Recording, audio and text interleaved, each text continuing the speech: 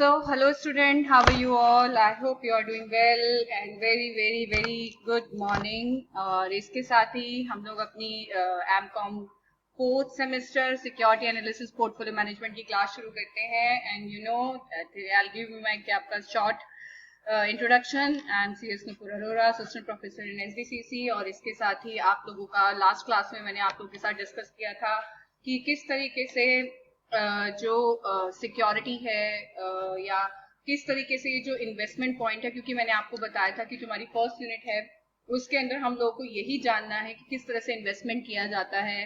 ठीक है, किस तरह से इन्वेस्टमेंट करने के क्या क्या सोर्सेज होते हैं. ठीक है, ये सब हम लोगों ने क्या किया था अपनी सारी यूनिट के अंदर कि यूनिट 1 में हम क्या पढ़ेंगे, यूनिट 2 में हम क्या पढ़ेंगे, यूनिट 3 में हम क्या पढ़ेंगे. बट उससे पहले वी हैव टू अंडरस्टैंड कि क्या है, कैसे है, ये सब जानना बहुत जरूरी है. क्योंकि ये सब्जेक्ट ही अपने आप में, देखिए मैं आपको बता देती हूँ, this is very scoring subject. क्योंकि ये not only theory subject, is also numerical subject.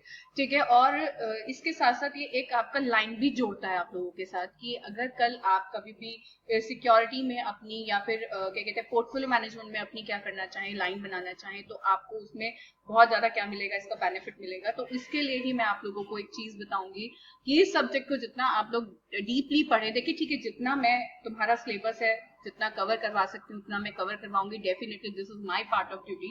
But इसके अलावा भी आप लोग इसकी बुक्स को गो थ्रू करें. डेफिनेटली आने वाली क्लासेस के अंदर अभी आप लोग वीडियो देखें, जूम मीटिंग मेरे साथ लें. ठीक है, उसके बाद आने वाली क्लासेस में मैं आप लोगों को बुक राइटर का नाम वगैरह इसका पूरा का पूरा बताऊंगी. ठीक है, कौन सी बुक इसके लिए अच्छी है, आप उस बुक को गो थ्रू करें. क्योंकि ये सब्जेक्ट, ये फील्ड आपका बहुत बहुत जबरदस्त फील्ड है. आज के टाइम में इसकी बहुत ज्यादा क्या है, डिमांड है. और अगर आप लोग इस फील्ड के ऊपर पूरी तरह से फोकस करेंगे तो अल्टीमेटली आप बहुत बहुत ज्यादा ऊंचाइयों को क्या कर सकते हैं, हासिल कर सकते हैं. तो इसके साथ ही हम लोग शुरू करते हैं. सबसे पहले इसका हम कंटेंट देखिए. पार्ट ए में सबसे पहले इन्वेस्टमेंट फंडामेंटल्स. सबसे पहले what is, you have to understand the क्या आपका investment, understanding of investment. Understanding का मतलब कि सबसे पहले जब अगर आप लोग ने कभी भी अगर आप लोगों ने कभी भी ध्यान से देखा हो CNBC आवाज या फिर जो हम लोग क्या कहते हैं, जितने भी हमारे NDTV वगैरह है, इस सब के ऊपर ना शेयर्स के बारे में या डिबेंचर्स के बारे में, ठीक है, बहुत सारी ना डिबेट्स होती रहती हैं. और बहुत सारे जो इन्वेस्टर एनालिसिस हैं वो बताते रहते हैं कि which share is good, which share is not good. ठीक है, कि किसको आप आज खरीदें, किसको आप कल बेचें, या किसको आप कल खरीदें या किसको आप कल बेचें. उसमें आपको स्टार्टिंग में जैसे मार्केट खुलने वाला था, market opening time is 9 AM. Market खुलने से पहले आपकी बहुत सारी चीजें उसके अंदर क्या की जाती हैं, एक्सप्लेन की जाती हैं कि किस किस तरीके से आप लोग क्या कर सकते हैं, उसको देख सकते हैं. ठीक है, तो वो ही है कि सबसे पहले आप ये जाने कि आपकी इन्वेस्टमेंट क्या है, अंडरस्टैंडिंग ऑफ योर इन्वेस्टमेंट. क्योंकि देखिए सीधी सी बात, अगर आप लोग कल इन्वेस्टमेंट करने जाएंगे तो सबसे पहले आप लोगों से ये पूछा जाएगा what is your investment objective. क्योंकि देखिए जब हम कोई भी ऑर्गेनाइजेशन चूज करते हैं तो उससे पहले जब भी हम किसके पास उस ऑर्गेनाइजेशन को रजिस्टर कराने के लिए जाते हैं तो उसका पहला क्वेश्चन हमारे से होता है कि आपको कौन सा ऑर्गेनाइजेशन चाहिए. क्योंकि मैं जो प्रोसेस स्टार्ट करूंगा वो मैं कोई ना कोई टाइप का ऑर्गेनाइजेशन डालूंगा, तभी उसका प्रोसेस निकल कर आएगा. तो पहले आपको ये खुद जानना होगा कि बेसिकली आपको इन्वेस्टमेंट किस फील्ड में करना है, which field of the investment you like so much. क्योंकि देखिए मैं आपको बता दूं कि हमारे यहाँ जो शेयर मार्केट है या जो हमारे यहाँ पूरी डिवेंचर या कॉमोडिटी मार्केट है, उसके अंदर देयर इज लॉट ऑफ क्या आपका इन्वेस्टमेंट फील्ड्स. ठीक है, कि अगर मैं बात करूं कि अगर हम इन्वेस्टमेंट फील्ड्स की बात करें तो क्या कहते हैं, जैसे IT इंडस्ट्री, इंफॉर्मेशन टेक्नोलॉजीज का सबसे सबसे अगर जैसे आज के टाइम में बहुत टाइम से जाना जाता है इंफोसिस, एम्फेसिस, TCS. इसके सबसे क्या है आपके ब्लू चिप शेयर्स हैं. इसके अलावा अगर हम बात करें कि pharmaceutical, yes pharmaceutical is also very क्या आपका गुड आपका सेक्टर फॉर द क्या आपका इन्वेस्टमेंट. ठीक है, क्योंकि ये कभी डाउन नहीं होता. क्योंकि आपको पता है कि आदमी बीमार होना बंद नहीं होता, और आदमी बीमार होना बंद नहीं होता तो डेफिनेटली उसकी दवाइयां भी खत्म नहीं होती लेनी. और जब दवाइयां खत्म नहीं होती तो अल्टीमेटली क्या नहीं होता आपका, इन सब चीजों का क्या चलता रहता है, पूरा का पूरा सब चलता रहता है. इसके अलावा अगर हम बात करें फार्मास्यूटिकल और ऑटोमोबाइल इंडस्ट्री, आप लोगों को पता है कि आदमी के पास थोड़ा सा ही पैसा आता है तो सबसे पहले उसके दिमाग में आता है कि वो घर भी बाद में बनाता है, पहले तो वो ही सोचता है या कार ले लेता हूँ. Because of the car is now क्या आपका, चाहे आप छोटी कार लो, बड़ी कार तो definitely if you have lots of money, तो डेफिनेटली बड़ी कार तो आप तभी अफोर्ड कर पाओगे, बट छोटी कार में जहां भी जिस परिवार में 4-5 लोग रहते होंगे वहां पर वो ये सोचेंगे कि यार कार ले लेते हैं, क्योंकि कई बार क्या होता है पूरी फैमिली को एक साथ जाना होता है, तो अल्टीमेटली आपको कार लेनी है। तो वही कहना कि ऑटोमोबाइल इंडस्ट्री भी बहुत ज्यादा क्या आपकी वेरी हाईली क्या आपका इंडस्ट्री ऐसी है। इसके अलावा बहुत सारे ऐसे सेक्टर्स हैं हमारी स्टॉक मार्केट के अंदर जिसके लिए आपका ये बना हुआ है। अब some definitions, yes definitely some definitions में जैसे इन्होंने ये बता रखा है कि कुछ डेफिनेशन आपकी आगे आगे आएंगी, कि कुछ चीजें ऐसी हैं कि जो आपको थ्योरी में दी जाएंगी, बट एग्जैक्टली उसकी डेफिनेशन आपको पहले बता दी जाएगी, क्योंकि अगर कुछ चीजों का रिपीटेशन बराबर बार बार होता रहता है तो अल्टीमेटली उनकी डेफिनेशन आपको पहले दे दी जाती है। कभी आप लोगों ने देखा होगा कि जो भी आपका स्टार्टिंग किसी भी चैप्टर की स्टार्टिंग होती है तो उसमें कुछ चीजों की डेफिनेशन दे दी जाती है। तो वो क्यों दे दी जाती है? वो इसलिए दे दी जाती है कि जिससे जब उन शब्दों का एक्सप्लेनेशन कहाँ पर आए या उन शब्दों का यूज किया जाए आगे फर्दर थ्योरी के अंदर, तो उस केस में उन शब्दों को जानने के लिए आपको ज्यादा दिमाग ना लगाना पड़े, क्योंकि उनको डिफाइन पहले ही किया गया और आप वो पहले रेड कर चुके हो। And sources and type of risk, definitely उसके बाद आप डेफिनेटली इन्वेस्टमेंट के कई सारे सोर्सेज होते हैं।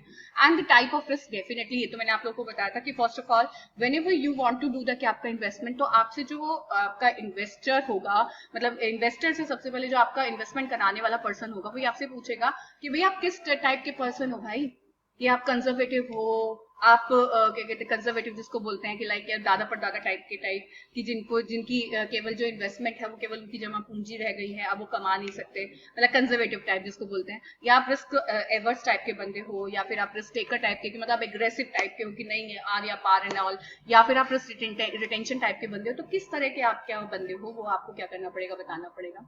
Risk return trade off in the different type of security, बिल्कुल सही बात। Important consideration in the investment process, definitely. तो बहुत सारी चीजें हैं जो आपको क्या करनी पड़ेगी इन्वेस्टमेंट फंडामेंटल्स के अंदर क्या होंगी आप पढ़ोगे। इसके बाद सिक्योरिटी एनालिसिस में security analysis concept and types, definitely. क्योंकि सीधी सी बात, एनालिस्ट का मतलब क्या होता है? एनालिस्ट का मतलब होता है विश्लेषण। जब आपके सामने कई सारे क्या होते हैं ऑप्शंस होते हैं, तो ultimately you have to analyse कि, क्योंकि देखिए सीधी सी बात, उन सारे ऑप्शन को आप वन टाइम में चूज नहीं कर सकते, क्लियर हो गया। और ना ही आपके पास इतने रिसोर्सेज होते हैं कि आप उन सबको एक साथ क्या करें, इस्तेमाल करें। तो उसके लिए बेटर है कि आप लोग कोई ना कोई ऐसा कंसेप्ट क्या करें, चूज करें जो अल्टीमेटली आप, या कुछ भी ऐसा करें जिससे अल्टीमेटली आप लोग देख पाए कि हाँ दिस वन इज क्या आपका best suited for me and this one is not. आ गई मेरी बात समझ में? तो उसके लिए सिक्योरिटी एनालिसिस क्या आपका बेस्ट ऑप्शन, कि आप सबसे पहले एनालाइज करें। अब देखिए एक बात सुनिए, जो मार्केट खुलने से पहले जो एनालिस्ट है, ठीक है, वो आपको बताते हैं कि ये एसटीबीटी है, क्लियर, ये बीटीएसटी है। What is STBT? STBT sell today buy tomorrow, and this is BTST buy today sell tomorrow.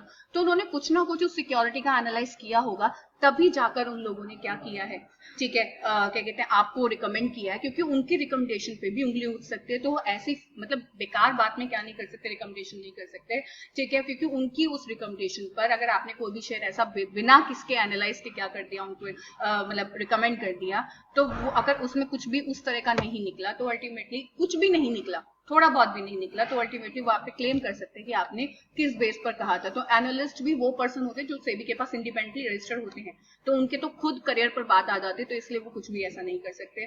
इसके अलावा framework of fundamental security analysis and intrinsic valuation, relative valuation, ये सब आप इसके अंदर क्या करेंगे, पढ़ेंगे। And the last and not the least is the portfolio management, क्योंकि देखिए सीधी सी बात है, ये हम लोग अगर हम बात करें इसकी कि portfolio, what is portfolio, is क्या, इज अ बास्केट। अगर हम बात करें पोर्टफोलियो की, तो portfolio is a basket where you, जैसे कहते हैं ना बास्केट में यू कैन जैसे ना पुट द क्या आपका डिफरेंट काइंड ऑफ क्या आपका थिंग्स, ठीक है, जैसे बास्केट है आपके पास, मान के चलिए कि एक बास्केट है जिसमें आपने मैंगो भी रख लिया, आपने पपाया भी रख लिया, आपने ग्रेप्स भी रख लिए, ठीक है, जैसे ना फ्रूट बास्केट होते हैं जिसमें आप डिफरेंट क्या रख सकते हैं, फ्रूट रख सकते हैं। तो ऐसी पोर्टफोलियो होता है कि जिसमें अल्टीमेटली आपने पोर्टफोलियो तैयार करवाया अपने किससे, अपने पोर्टफोलियो मैनेजर से, जिसमें आपने उसको बोला कि, और आपने अपनी चॉइस बताई है, definitely you have to tell the कि आपका चॉइस कि which share I like so much and which share is not. आगे मेरी बात समझ में? तो वो आपको क्या करना पड़ता है, बताना पड़ता है। यही है आपका पोर्टफोलियो कंसेप्ट, ठीक है, कि आपको अपने पोर्टफोलियो के अंदर जो जो चीजें होती हैं वो क्या करनी पड़ती है, मेंशन करनी पड़ती है। Is it clear guys? चलिए इसके साथ ही हम लोग क्लास को अलविदा लेते हैं। और एक चीज मैं आपको फिर से बार बार यही चीज बोलूंगी कि please don't go outside without any reason, because of आप लोग अगर बाहर जाएंगे तो मे बी आप ठीक हो जाएं, पर आपकी फैमिली जो आपके साथ रहते हैं वो ठीक ना हो पाए, क्योंकि हमारी फैमिली में बड़े भी होते हैं, छोटे भी होते हैं, सभी प्रकार के लोग होते हैं। ठीक है, इसके साथ ही बाय गाइस, टेक केयर।